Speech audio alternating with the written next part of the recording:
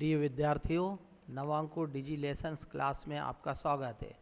मैं अविनाश डोंगरे कक्षा 12 के पहले अध्याय जीवों में जनन का अध्ययन करेंगे। अपन पृथ्वी पर लगभग 4200 मिलियन वर्ष पूर्व जीवन की उत्पत्ति हुई। उस समय से अब तक अनेक प्रजातियां विकसित हुई हैं। वर्तमान में इनकी संख्या का अनुमान लगाना बहुत मुश्किल है, लेकिन वैज्ञानिक 20 लाख से अधिक जातियों का पता कर चुके हैं। प्रतिवर्ष लगभग 10 लाख जातियों की नई पहचान की जाती है और उनका क्लासिफिकेशन किया जाता है। इन जातियों को सामान्यतः जीवों को दो वर्गों में विभाजित किया गया है। एक है जंतु वर्ग और दूसरा है पादप। पादप और जंतुओं में मुख्य समूह में विभाजित किया गया है। ये एक दूसरे से जो है संरचना और स्वभाव में भिन्न होते हैं, लेकिन इनमें समानता भी पाई जाती है। जैसे सभी जीवों का शरीर कोशिकाओं का बना होता है। शरीर में ऊर्जा का उपयोग होता है। किसी भी कार्य को करने के लिए ऊर्जा की आवश्यकता होती है और ये ऊर्जा का उपयोग करते हैं। बाह्य उद्दीपनों के प्रति ये अनुक्रिया करते हैं या अपनी प्रतिक्रिया देते हैं। बाहर होने वाले कोई भी परिवर्तन जो है या संवेदनशीलता प्रकट करते हैं। समस्थापन पाया जाता है, यानी अपने शरीर के आंतरिक वातावरण को एक सा बनाए रखते हैं। बाहर चाहे तापमान या किसी भी वातावरण में, बाहरी वातावरण में कोई भी परिवर्तन हो, वो अपने शरीर के तापमान और इसको एक सा बनाए रखते हैं। सभी में आनुवांशिक पदार्थ पाए जाते हैं। आनुवांशिक पदार्थ डीएनए पाया जाता है। इसके अलावा सबसे महत्वपूर्ण बात ये होती है कि ये अपने मरने से पूर्व अपने अस्तित्व को बनाए रखने के लिए जनन करते हैं और जीवन अवधि पूर्ण व्यतीत करने के पूर्व ही अपनी संतानें उत्पन्न कर देते हैं। अर्थात अपने जनन द्रव्य का कुछ भाग वो अपनी संतानों को दे देते हैं और ये भी अपनी जीवन अवधि में इसी तरह के क्रम को दोहराती हैं। जनन, अब हम जनन क्या है, तो प्रत्येक जीव अपने ही समान नए जीव संतति उत्पन्न करता है। इस क्रिया को जनन कहते हैं। जनन दो तरह का होता है, अलैंगिक जनन और लैंगिक जनन।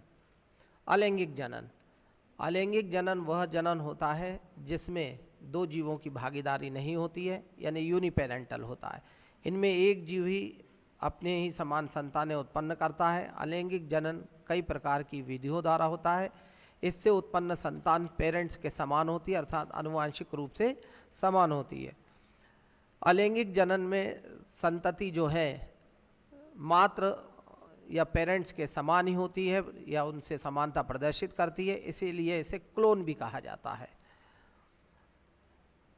वह प्रक्रिया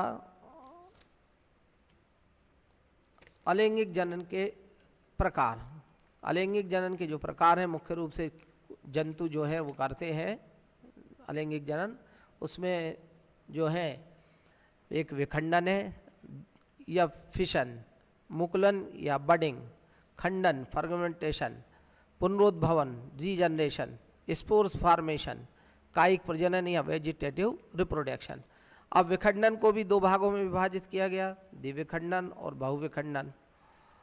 मुकुलन दो भागों में विभाजित किया गया है, बाह्यजात मुकुलन, अर्थात शरीर के बाहर से अगर कोई बट्स बनेगी तो बाह्यजात होगा और अंदर से अगर होगा तो इंटरनल या अंतर्जात मुकुलन होगा। कायिक प्रजनन या वेजिटेटिव रिप्रोडक्शन को फिर दो भागों में विभाजित किया गया।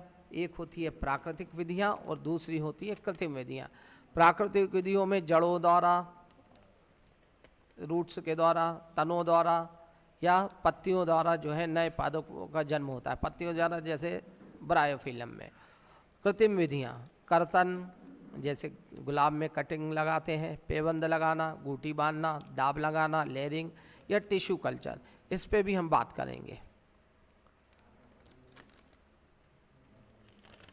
अलैंगिक जनन के गुण कौन कौन से होंगे? अलैंगिक जनन के गुण, तो पहला गुण है कि ये एक जनक द्वारा ही संतान उत्पन्न करते हैं। एक जनक से ही संतानें उत्पन्न होती, यानी यूरिपेरेंटल होता है, ये गुण है।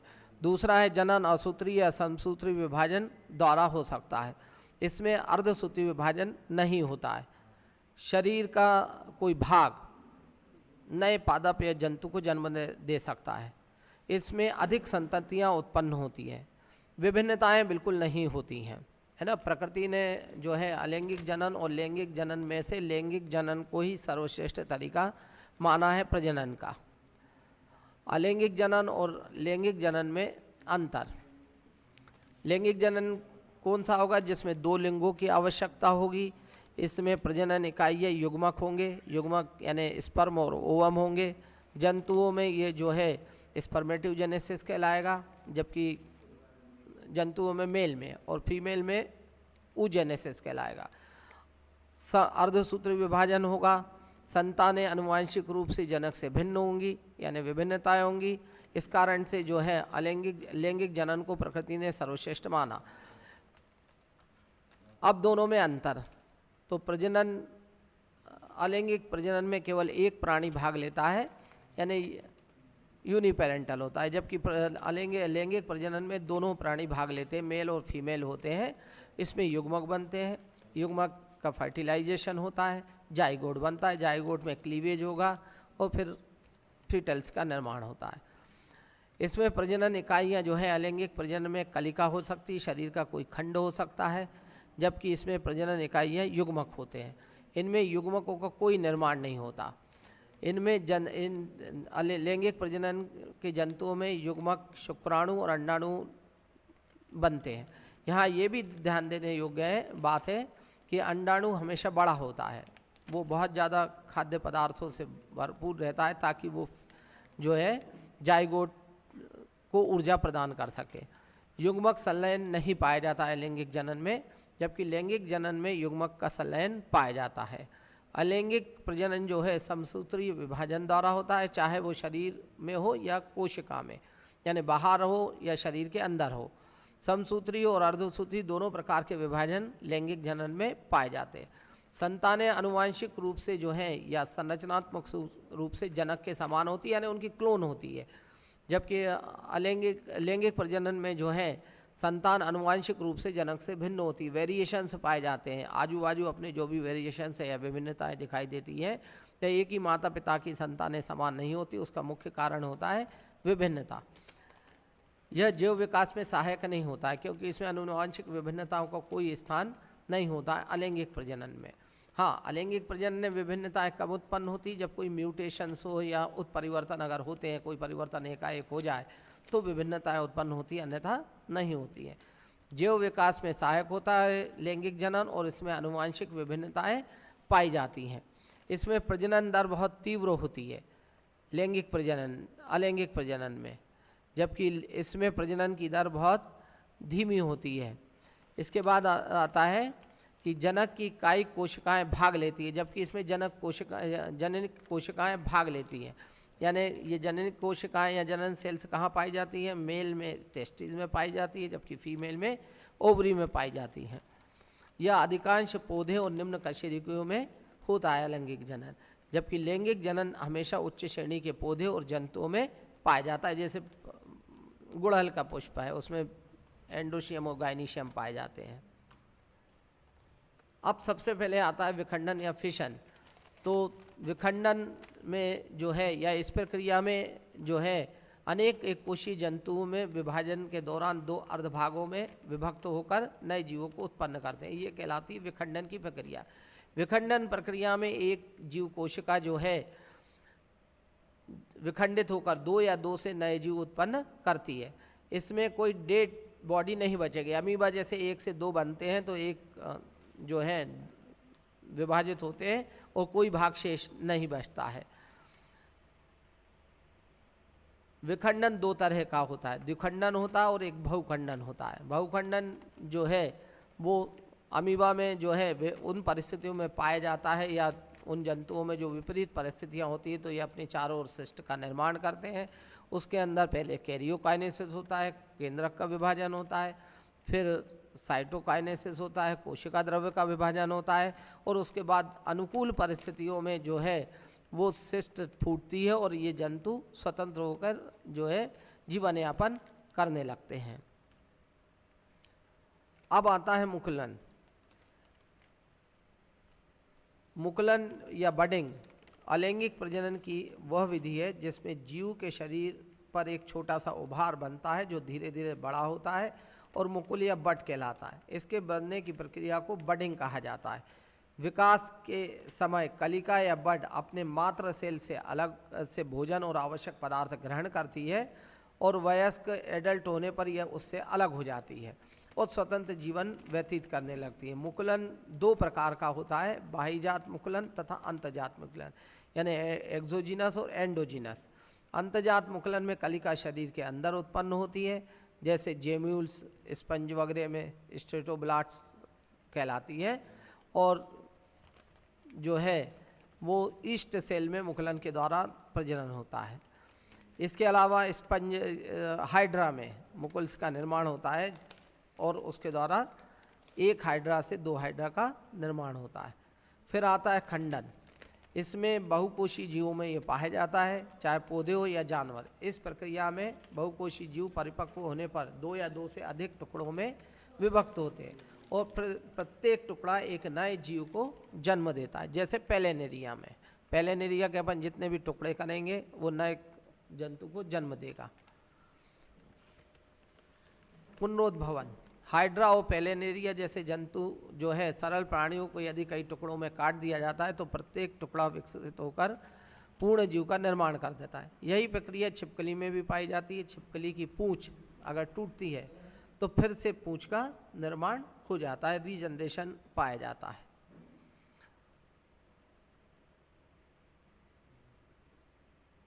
बीजाणु निर्माण। बीजाणु एकल कोशिका वाले मोटी भित्ति और पतली भित्ति वाली संरचनाएं होती हैं और ये मोनेरा, प्रोटिस्टा, शैवाल, कवक में पाई जाती हैं। ऐसे बीजाणु जो गतिशील होते हैं उन्हें जो है जूस्पोर्स कहा जाता है, जैसे यूरोथ्रिक्स आदि में। और ऐसे जीवाणु जो गतिशील नहीं होते हैं उन्हें कोनिडिया कहा जाता है, जैसे पेनिसिलियम और क्लेमाइडोस्पोर्स और राइजोपस आदि में ये पाए जाते हैं। ये बीजाणु वितरित होते हैं और नए कवक आदि को जन्म देते हैं। कायिक प्रजनन। पौधों में कायिक तथा वर्धी प्रजनन की अनेक विधियां पाई जाती हैं। कुछ भाग पौधों से अलग होकर नए पौधों को जन्म देते हैं।